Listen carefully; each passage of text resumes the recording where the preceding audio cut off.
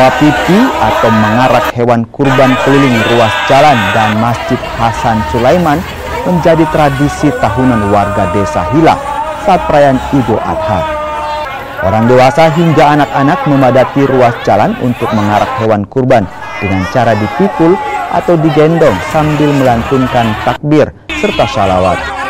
Tradisi tahunan yang digelar warga setempat ini dilakukan sebagai bentuk rasa syukur atas nikmat yang diberikan Sang Pencipta, serta pengingat pengorbanan Nabi Ibrahim dan Ismail.